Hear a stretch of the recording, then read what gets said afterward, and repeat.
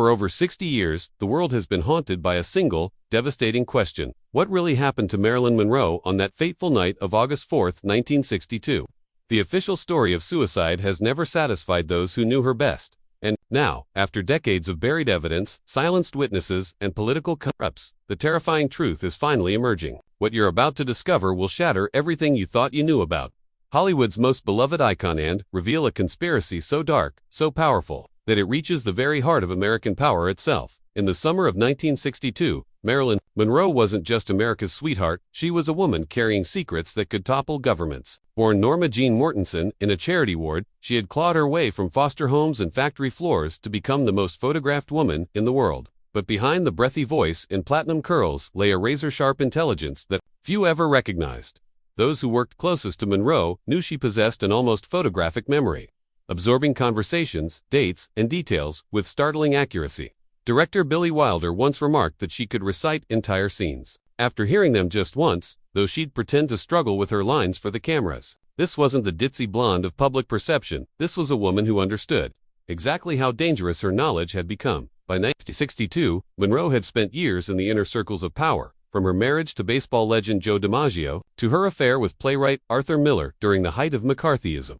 She had attended political gatherings, overheard classified conversations, and witnessed moments that were never meant for public consumption. Little did the world know, Marilyn Monroe had become one of the most dangerous women in America, not because of her beauty, but because of what she had seen and heard in the shadows of power. The entertainment industry had always been a playground for politicians and power brokers, but Monroe's relationships went deeper than anyone imagined. She moved through a world where senators, CIA operatives, and Hollywood executives shared the same social circles, the same parties, and often, the same secrets. In those glittering rooms filled with champagne and conspiracy, Marilyn Monroe was absorbing information that would eventually seal her fate. The affair between Marilyn Monroe and President John F. Kennedy was Hollywood's worst-kept secret, but what the public never learned was how deep and how dangerous that relationship truly became. FBI files, declassified decades later, reveal a web of surveillance, blackmail, and political maneuvering that turned America's most famous actress into a national security risk.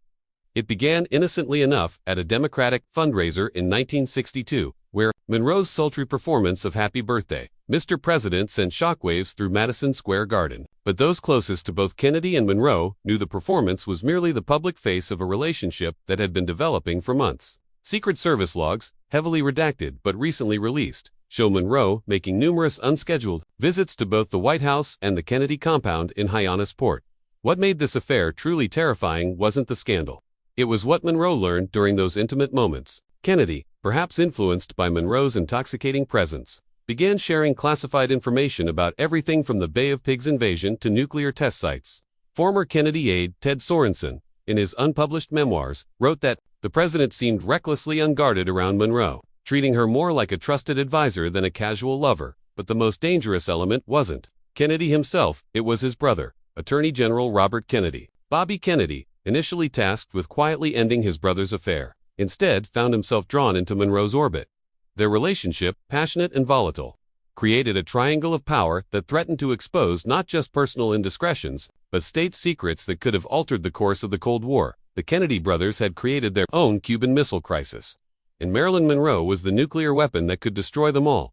What the Kennedy brothers didn't realize was that their romantic entanglements with Monroe had made them pawns in a much larger, more sinister game. The intersection of organized crime, government intelligence, and Hollywood power brokers created a perfect storm of corruption and conspiracy that would ultimately claim Monroe's life. Sam Giancana, the notorious Chicago mob boss, had been secretly working with the CIA on plots to assassinate Fidel Castro. Through his Hollywood connections, particularly his relationship with singer Frank Sinatra, Giancana had gained unprecedented access to the entertainment elite, including Marilyn Monroe.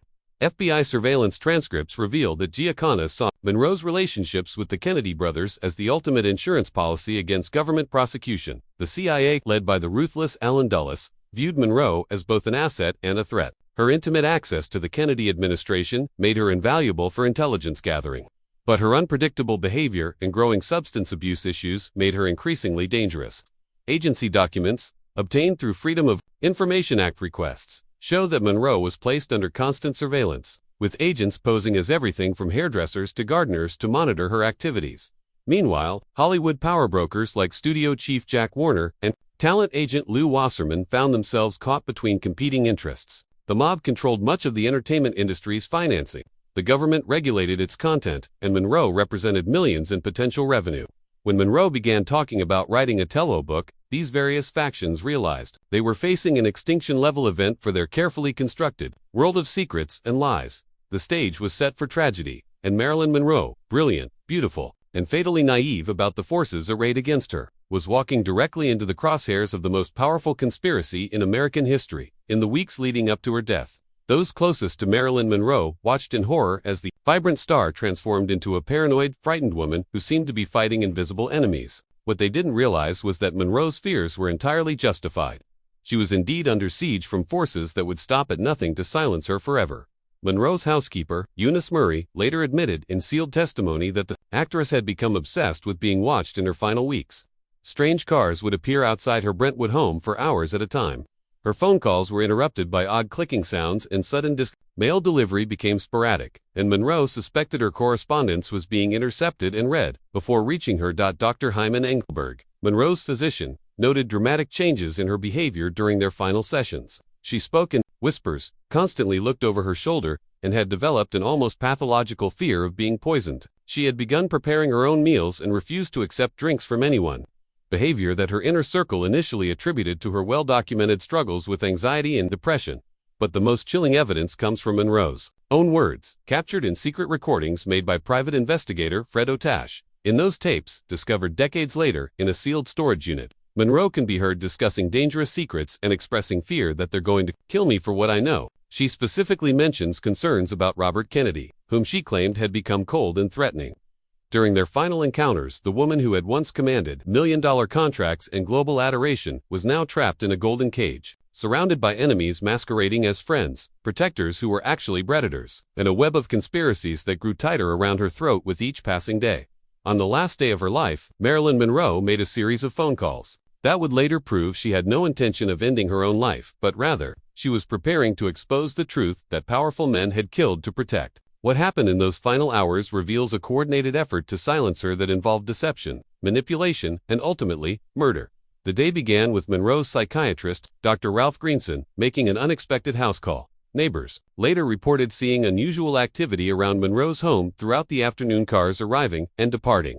Strange men in dark suits conferring in hushed tones on her doorstep. Monroe's friend and publicist, Arthur Jacobs, was at a Henry Fonda premiere in Hollywood when he received an urgent phone call that sent him rushing to Monroe's home airs before her death was officially discovered. Phone records, subpoenaed years later during a private investigation, showed that Monroe made several calls that evening, including one to her former husband Joe DiMaggio, that lasted over an hour. In that conversation, according to DiMaggio's nephew who was present, Monroe spoke about finally telling the truth and mentioned having evidence that would shock the world. She also called her friend and fellow actress Jean Carmen, telling her she had decided to hold a press conference the following Monday. But the most crucial call was to Robert Kennedy himself. Witness testimony places Kennedy at Monroe's home sometime between 7 and 8 p.m. that evening. Accompanied by his brother-in-law Peter Lawford and another unidentified man, neighbors reported hearing raised voices in what sounded like a heated argument coming from Monroe's home around this time. What happened next would be covered up, manipulated, and lied about for decades. But the evidence points to a truth so shocking that it would require the cooperation of law enforcement, the media, and the highest levels of government to keep it hidden from the American people. The official story of Marilyn Monroe's death reads like a poorly written script filled with inconsistencies, impossible timelines, and evidence that was either destroyed or mysteriously disappeared. But when examined closely, these supposed flaws reveal themselves to be the carefully crafted elements of an elaborate cover-up designed to disguise murder as suicide. Housekeeper Eunice Murray's story changed multiple times in the hours and days following Monroe's death. Initially, she claimed to have discovered the body at midnight, but later changed this to 3 a.m. When pressed about why she waited hours to call the police, Murray offered contradictory explanations that made little sense.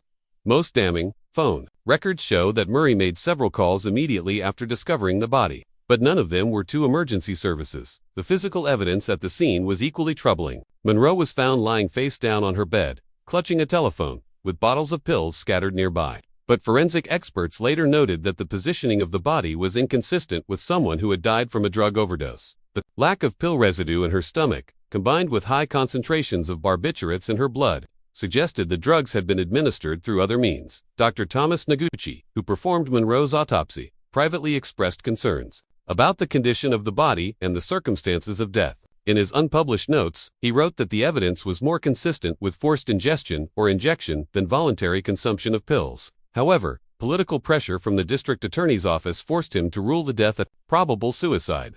Perhaps most tellingly, key evidence from the scene disappeared within hours of the investigation beginning. Monroe's phone records for the day of her death were confiscated and never released. Her diary, which friends confirm she kept religiously, was never found.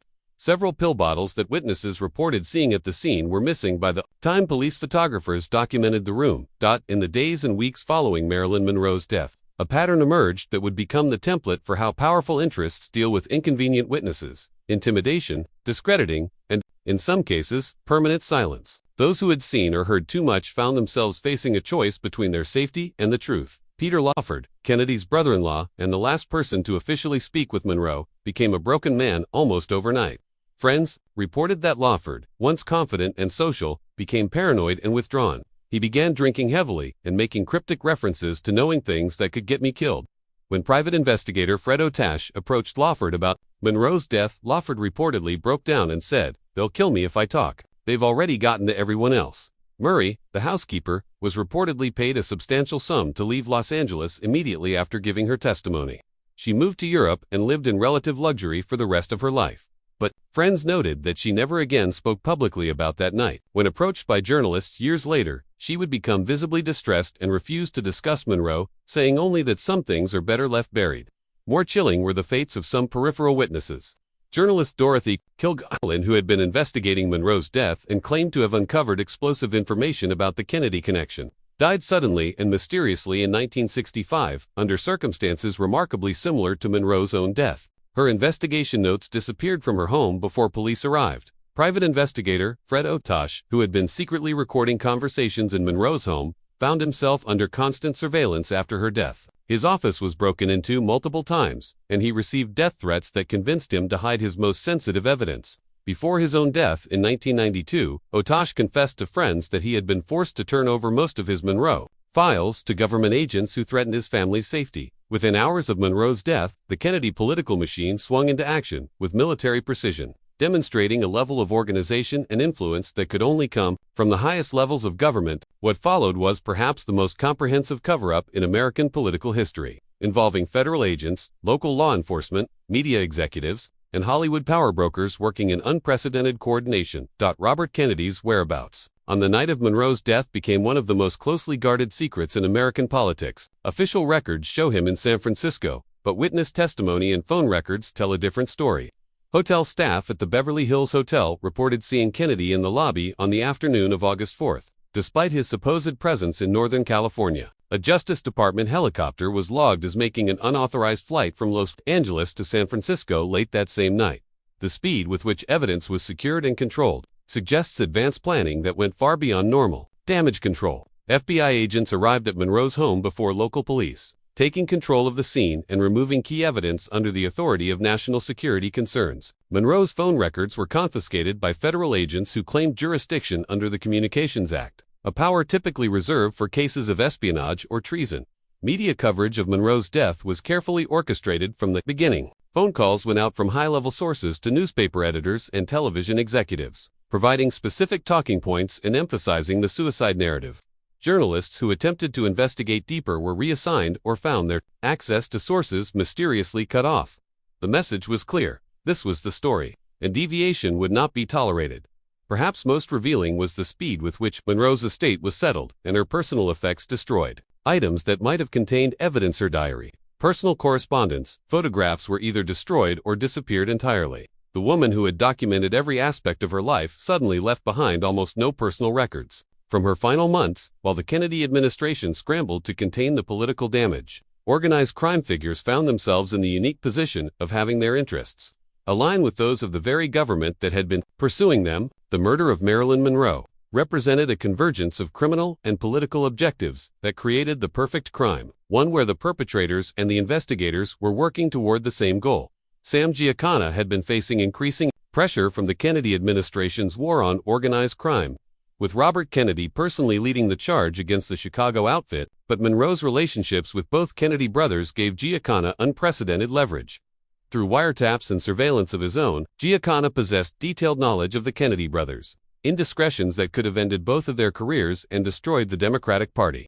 The mob boss's decision to eliminate Monroe served multiple purposes. It removed a witness who could potentially expose the CIA mafia plots against Castro, eliminated evidence of organized crimes, infiltration into Hollywood and politics, and sent a clear message to the Kennedys about who really held power in America. Most importantly, it created a situation where the government would be forced to cooperate in covering up the crime to protect national security interests. Professional killers connected to the Giancana organization were reportedly in Los Angeles. During the week of Monroe's death, Joseph Shimon, a former Washington, D.C. police investigator with connections to both the FBI and organized crime, was seen in the vicinity of Monroe's home on multiple occasions. Shimon possessed the medical knowledge necessary to administer a fatal dose of barbiturates in a way that would appear to be suicide. The method of Monroe's murder, a chloral hydrate enema that avoided leaving obvious traces, was consistent with techniques used by organized crime when they needed to eliminate someone without raising immediate suspicions. This method also explained the lack of pill residue in Monroe's stomach while accounting for the high levels of barbiturates in her bloodstream, details that had puzzled investigators from the beginning. The Los Angeles Police Department's investigation into Marilyn Monroe's death stands as one of the most compromised and corrupted cases in American law enforcement history. From the moment the first officers arrived at Monroe's home, it was clear that this would not be a typical investigation. It would be an elaborate performance designed to reach a predetermined conclusion while giving the appearance of thorough police work. Chief William Parker, who had built his reputation as an incorruptible reformer, found himself caught between federal pressure and local political interests. Parker had been briefed by FBI Director J. Edgar Hoover personally about the national security implications of the Monroe case, and was told in no uncertain terms that certain evidence was not to be pursued and certain witnesses were not to be questioned too aggressively. Detective Sergeant Robert Byron, the lead investigator on the case, later admitted privately that he had been instructed to keep things simple and avoid any lines of inquiry that might complicate the suicide ruling. Byron's original case notes, discovered decades later in his personal effects, contain numerous references to evidence that was never officially documented or included in the final report. The forensic investigation was particularly compromised. The crime scene was not properly secured, allowing contamination of evidence and the removal of items before they could be documented. The coroner's examination was rushed, with key tests either not performed or their results excluded from the official record. Monroe's phone records, which could have provided crucial information about her final hours, were declared unavailable despite phone company records showing they had been requested and provided to authorities.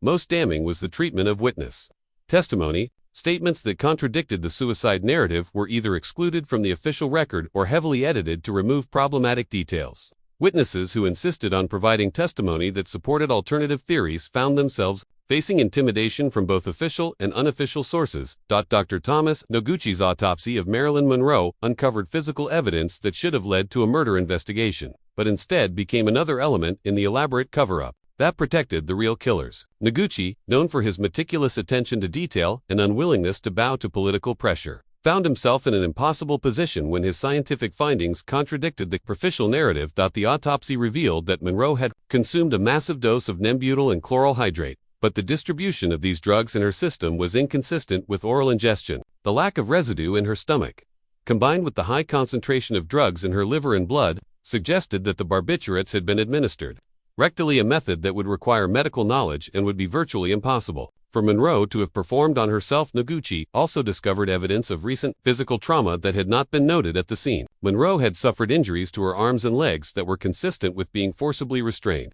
and there were signs of a struggle that contradicted the peaceful scene described by the first officers on the scene. These findings were noted in Noguchi's preliminary report, but were later excluded from the official autopsy results released to the public. The toxicology results presented their own mysteries. The levels of barbiturates in Monroe's system were far higher than what would be found in a typical suicide by overdose, yet there was no evidence of the massive number of pills that would have been required to achieve such concentrations. Additionally, tests revealed the presence of chloral hydrate in concentrations that would have rendered Monroe unconscious within minutes, making it impossible for her to have then ingested the nembutyl found in her system. Most troubling was what the autopsy didn't find. Despite the official story that Monroe had been taking pills regularly in the days before her death, there was no evidence of recent oral medication in her digestive system. Her stomach was completely empty, and there were no partially dissolved pills or residue. That would have been expected if she had consumed the quantity of drugs found in her bloodstream. Perhaps the most crucial piece of evidence in the Marilyn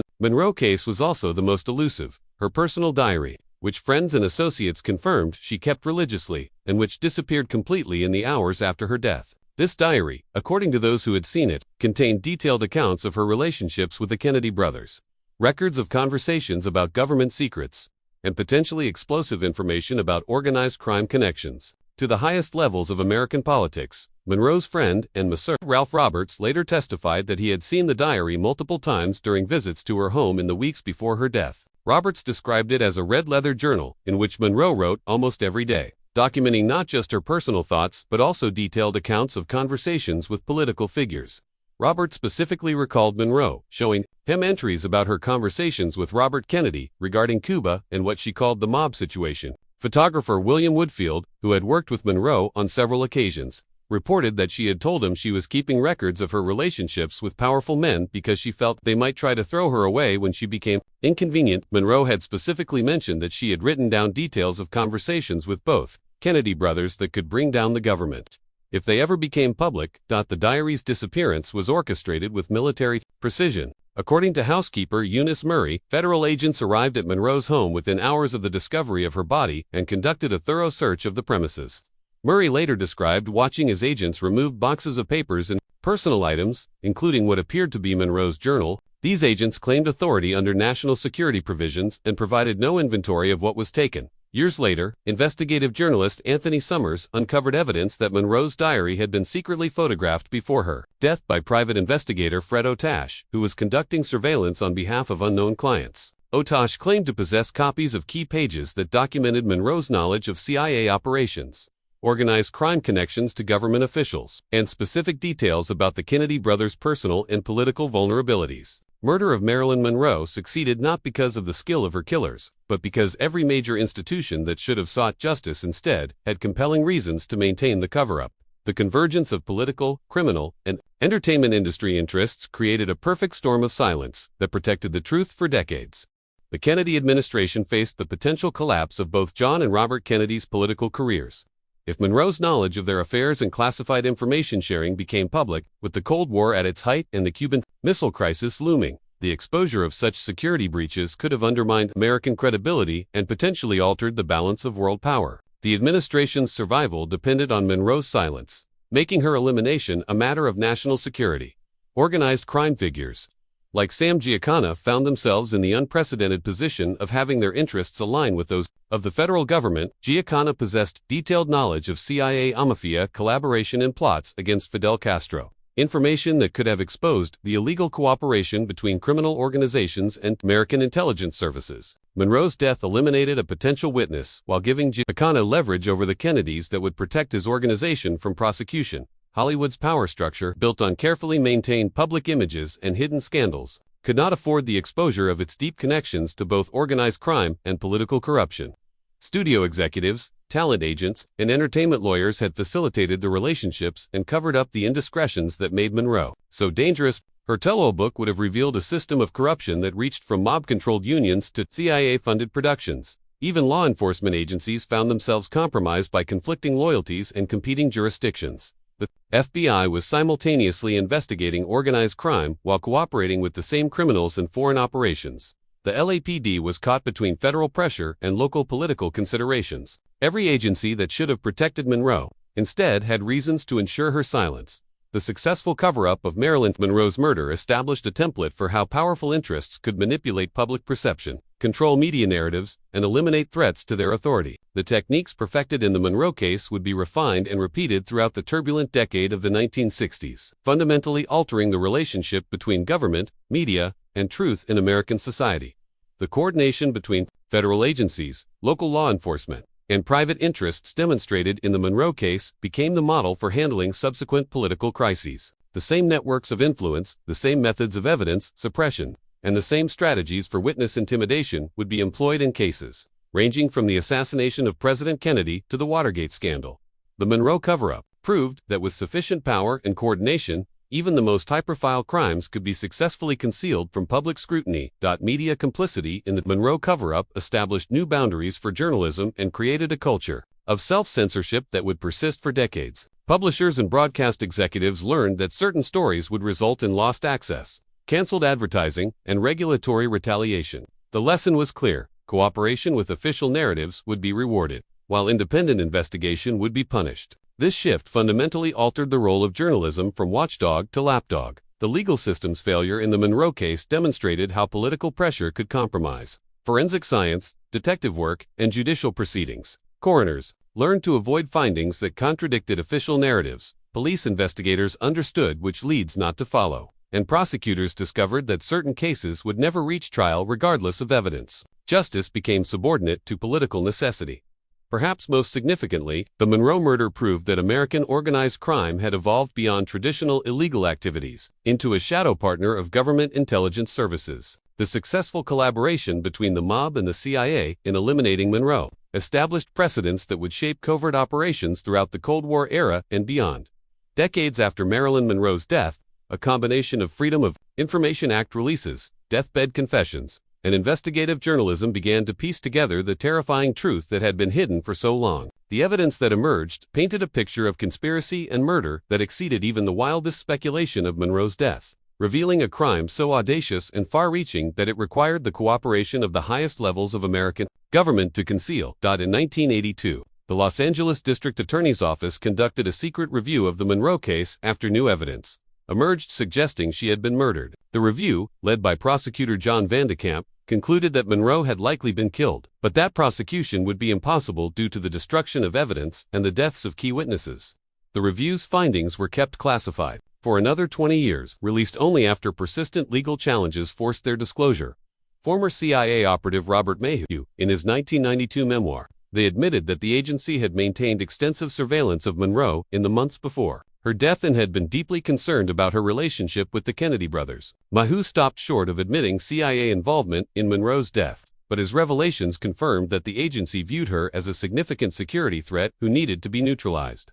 Perhaps most damning was the 2006 discovery of audio recordings made by private investigator Fred Otash, hidden for decades in a storage facility after his death. These recordings captured conversations between Monroe and Robert Kennedy that confirmed their affair and revealed Kennedy's sharing of classified information about Soviet missile sites and CIA operations in Cuba. The tapes also included recordings made on the night of Monroe's death, capturing sounds of a struggle and Kennedy's voice saying, "We have to know where they are," a reference to Monroe's diary and other potentially incriminating evidence. The final piece of the puzzle came from an unexpected source: Sam Giancana's half-brother Chuck, who broke the mob's code of silence before his death in 2016. In recorded interviews with FBI agents, Chuck Giancana described the careful planning of Monroe's murder, the coordination with federal officials to ensure the cover-up, and the specific method used to kill the actress. His account corroborated physical evidence from the autopsy and explained the inconsistencies that had puzzled investigators for decades. The murder of Marilyn Monroe represents more than just the tragic end of a beloved entertainer. It stands as a watershed moment when America lost its innocence and discovered that its most cherished institutions were capable of unspeakable crimes. The beautiful, vulnerable woman who had captivated the world became the victim of a conspiracy so vast and ruthless that it forever changed our understanding of power in America. Monroe's death revealed the terrifying reality that in the shadow world of politics, organized crime, and intelligence operations, human life becomes nothing more than a disposable commodity when it threatens the interests of those in power. The actress who had brought joy to millions was eliminated with the same cold calculation used to remove any other obstacle to political survival. The successful cover-up of her murder established precedents that would echo through American history, from the Kennedy assassination to Watergate to countless other scandals where truth was sacrificed on the altar of political expediency. Monroe's case proved that with sufficient power and coordination, even the most heinous crimes could be concealed from public scrutiny and justice denied indefinitely. But perhaps most tragically, Monroe's death robbed the world not just of a talented performer, but of a courageous woman who was preparing to speak truth to power at the ultimate cost. In her final days, she had chosen to risk everything to expose the corruption she had witnessed, knowing that powerful men would stop at nothing to silence her. Today, as we finally understand the full scope of what happened to Marilyn Monroe, we must ask ourselves what other truths remain buried, what other voices have been silenced, and what other injustices continue to be covered up by those who believe themselves above the law. Monroe's story is not just about the past, it's a warning about the eternal struggle between truth and power, and the price that ordinary people pay when they threaten extraordinary secrets. the blonde bombshell who became an American icon, died because she dared to believe that even the most powerful men should be held accountable for their actions. Her murder stands as both a testament to her courage and a reminder of the darkness that lurks behind the glittering facade of American power. The truth about Marilyn Monroe's death is finally known, and it is indeed more terrifying than anyone ever imagined. What are your thoughts on this shocking revelation? Have you uncovered any other evidence about Monroe's mysterious death? Share your theories in the comments below, and don't forget to subscribe for more investigations into Hollywood's darkest secrets. The truth may be buried, but it can never be destroyed forever.